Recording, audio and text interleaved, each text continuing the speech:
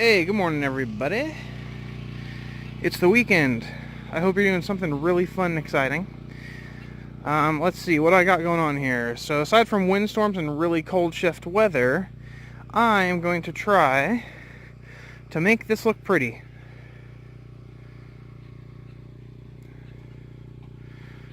So drilling all the holes and all that and the leftover concrete, it basically made the topography very randomized. So I just, when the guys show up to move the structure and put it on here, they're actually going to be driving across this, okay? So like they're going to probably just hook up to the house and then drag it forward. And I want to make sure it's nice and smooth. I don't want lots of undulations or bumps, ups and downs, because that would cause that to be translated to the house that they're carrying. So I got hopefully something that'll help with it in the form of, it's called a landscape rake right here. It's pretty big. It's like 36 inches wide. It's just a heavy duty, I guess, standard metal tined rake. The fingers are pretty close together. Here's scale, I guess. And so, hey Fluff. The fingers are pretty close together, so it makes like a nice smooth surface. I started to use it for like 2 minutes last night, and this was like really bumpy. I would take a step and fall in, and take another step and fall in another direction. Basically just looked like the crater of the moon, or surface of the moon. Now with the rake, you can see it's actually pretty decent. I mean, there are a few ups and downs, but I did it at like 10 o'clock at night or something, and I couldn't even see anything. So I'm hoping to take that rake, come over here where all the concrete pads are poured, and then draw a slope from here down. So I'm just going to start pulling the dirt this direction. And what I want to do is fill in all the holes that are underneath the concrete pads, because the chicken have since come in and dug around the top of the pad. They love freshly turned dirt and freshly fluffed sand, because they go and take dust baths in it, and they usually like to lay down, so they've been digging around it. So that's why I even have to do that. I maybe should have fenced it in, I guess, but I mean, they're so deep in the ground, a tiny little couple inches on top ain't gonna hurt nothing at all. So I can just come back in there with this tool and fill it in. That's about the only project I think I have planned for today. Oh no, wait, there is one more. I got my seeds yesterday. I ordered my fall planting seeds, and when I got home, like, I went into the big city and was doing some shopping, and my package got marked delivered, so I was a little worried. But when I got home, this big box was sitting here, so I'm gonna pull this open and then see what they sent. Hopefully it's everything. I think one thing was back ordered, but what are you gonna do, right? So it frosted last night.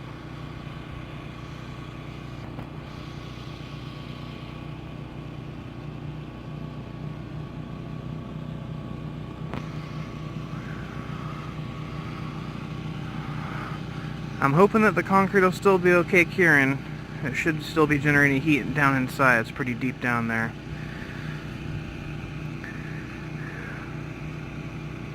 It looks like winter has definitely started. The windstorms are here. The really cold temperatures are here. I had a skin on the water again this morning. It's a good thing we got all that concrete finished. Now we just have the inside chores to do. Hope you're staying warm where you are. Alright, let's see how thick the ice is here. Oh geez. Okay. Might be a lot thicker than I expected. Jesus.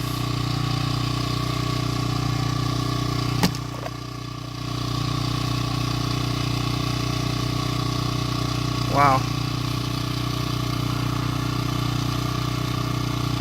That's pretty decent size for 9 o'clock in the morning.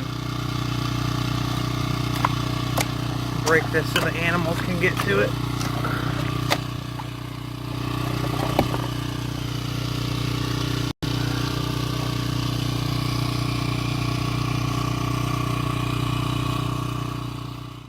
Alright, here we are. I don't know, it's probably an hour later or something. It's definitely taken a while. It's not easy work. But it worked. It's looking nice. I got the slope going this way towards us from that corner over there. I decided not to try and fill in every single thing around the piers because it's kind of crazy. The topography, I don't know, I'm just not good enough. Not yet, not for my first time trying out that rake. But this is all I wanted to do, was make it a semi-level surface with not tons of dips and valleys. And it did it. So now I'm going to come in and spray it down, or maybe just wait for the frost again tonight and it'll compact it again. And then we'll be good to go. And that will pull any water that falls underneath this basically away from the structure. I also have it,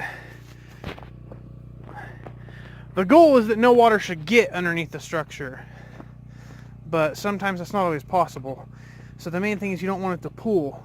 So if you look over here, I actually have a slope going this direction here, and then I guess it would be this direction this way.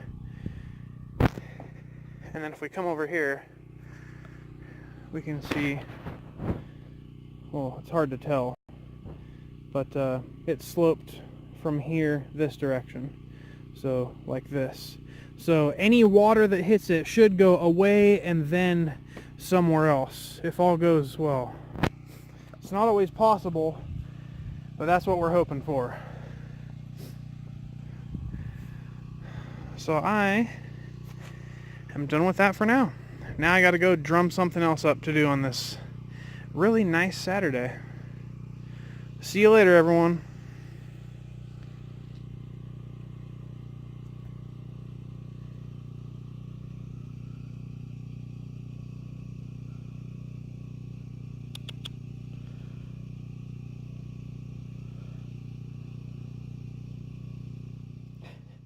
So just a little quick side note here about frost. Frost is usually viewed negatively for farms and growing crops, alright?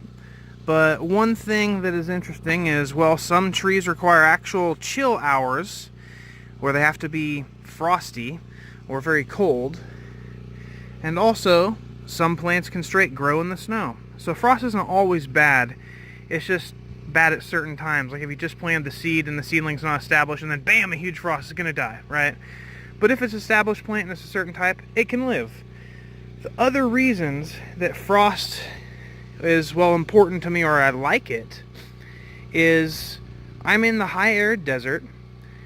It is very dry, hence arid. There is literally no moisture around here at all. Maybe 9% relative humidity. Most people are used to 50 plus.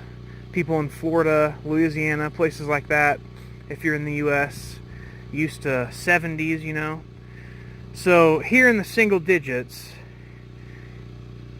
water's hard to come by in the air. Everything dries out. Frost, though, and winter in general, causes the air to start to condense because it gets so cold. What happens then is everything that gets frosted, once it thaws out, gets watered a little bit. The moisture content actually starts dropping to the ground when frost occurs. And so you start getting a transfer of water from the air into whatever else it lands on. In this case, I need it to be the ground.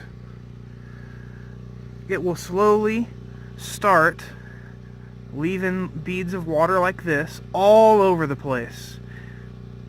And hopefully, if the frost occurs in the morning and then the sun comes up and it melts, it will be enough to allow the water to start firming up the top surface of the soil. And that helps for plants.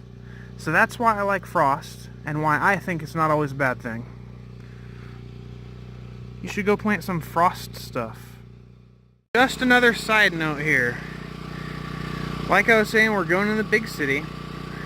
We almost got, or could have got, in a wreck on the freeway, doing about 80, because all of a sudden the truck started stuttering and stalling, and no power could be had.